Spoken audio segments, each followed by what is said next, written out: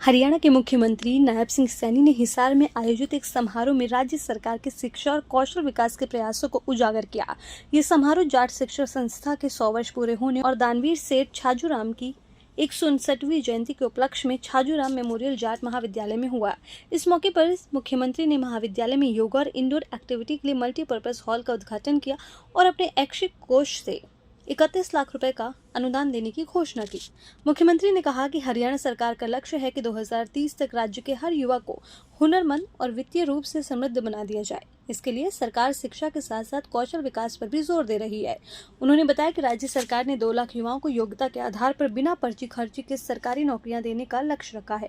मुख्यमंत्री ने पिछले 10 सालों में शिक्षा के क्षेत्र में उठाए गए कदमों का उल्लेख किया, जैसे कि प्रदेश में हर 20 किलोमीटर की दूरी पर कॉलेज खोलने की योजना, जिसके तहत 77 नए राजकीय कॉलेज खोले गए हैं, जिनमें 32 लड़कियों के कॉलेज हैं। उन्होंने बताया कि हर बच्चे को प्राथमिक शिक्षा और उच्चतर शिक्षा में विशेषज्ञता से युक्त शिक्षा प्रदान करने की दिशा में सरकार ने कई कदम उठाए हैं। इसके अलावा राज्य में उच्चतर शिक्षा परिषद की स्थापना की गई और मेधावी छात्रवृत्ति योजना शुरू की गई, जिसमें 90% से अधिक अंक लाने वाले गरीब विद्यार्थियों को 1,11,000 रुपए का पुरस्कार दिया जाता है। मुख्यमंत्री ने यह भी घोषणा की कि हरियाणा 2025 तक राष्ट्रीय शिक्षा नीति को पूरी तरह से लागू करने वाला पहला राज्य बनेगा। उन्होंने कहा कि इस नीति के तहत स्कूलों में NSQF, कॉलेजों में पहल योजना और विश्वविद्यालय में इंक्यूबेशन सेंटर जैसी पहल की गई है। मुख्यमंत्री ने युवाओं को सरकारी नौकरियां देने के लिए अपनी प्रतिबद्धता दोहराई, ये बताते हुए कि अब तक 1,71,000 युवाओं को योग्यता के आधार पर सरकारी नौकरियां दी जा चुकी है और आने वाले समय में 2 लाख युवाओं को सरकारी नौकरी दी जाएगी। इसके साथ ही उन्होंने खेलों के क्षेत्र में भी हरियाणा के शानदार प्रदर्शन की सराहना की, खासकर ओलंपिक में हरियाणा के खिलाड़ियों द्वारा प्राप्त 4 मेडल की तारीफ की है। वहीं कार्यक्रम में कैबिनेट मंत्री रणबीर गंगवा और नलवा विधायक रणधीर पनिहर ने भी दानवीर सेठ छाजूराम के योगदान की सराहना की। बीजेपी के महामंत्री सुरेंद्र पुनिया ने भी मुख्यमंत्री को जयंती के लिए निमंत्रण स्वीकार करने पर धन्यवाद दिया और छात्रों को उनके प्रयासों के लिए प्रेरित किया। कुल मिलाकर ये समारोह हरियाणा सरकार द्वारा शिक्षा, कौशल विकास और रोजगार के क्षेत्रों में किए गए उल्लेखनीय प्रयासों का प्रमाण था, जो राज्य के विकास में अहम भूमिका निभा रहे हैं। और इस जाट शिक्षण संस्थान हिसार के हमारे सभी प्रोफेसर, सभी फैकल्टीज मेंबर, सभी हमारे स्टूडेंट्स, मैं आप सबको दोनों हाथ जोड़ करके राम राम करता हूं, आप सबको प्रणाम करता हूं। आज मुझे एक गौरवशाली समारोह में आने का अवसर मिला है। गर्व की बात है कि जाट शिक्षण संस्था हिसार के 100 साल पूरे हो रहे हैं। इस आयोजन में चौधरी छज्जूराम जी की 159वीं जयंती को मनाना सोने पर सुहागे का काम कर रही है।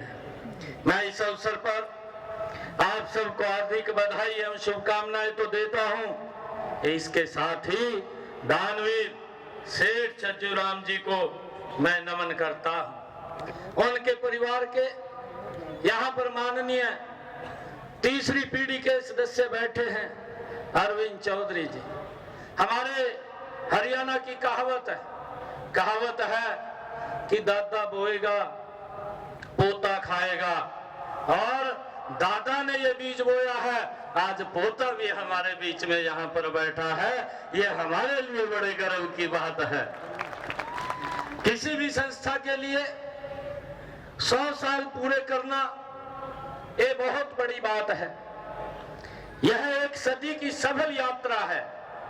इस संस्था ने गुलामी की बेड़ियों में जकड़ी भारत की जनता की बदहाली देखी है, फिर आजादी की लड़ाई का संघर्ष भी देखा है।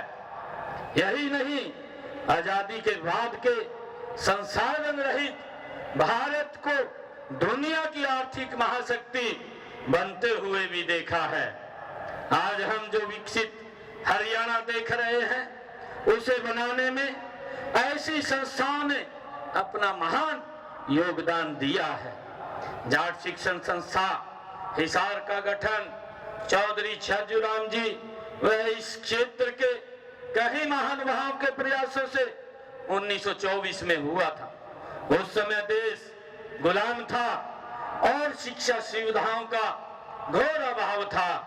ऐसे समय में यहाँ शिक्षा की एक ज्योति जलाई गई, जो आज विभिन्न शिक्षण संस्थाओं के रूप में ज्वाला बन चुकी है। मुझे गर्व है इस संस्था के स्कूल कॉलेज ने देश व प्रदेश को एक ऐसे प्रतिभाशाली महानुभाव दिए हैं जिन्होंने विभिन्न क्षेत्रों में अपना बड़ा नाम कमाया है।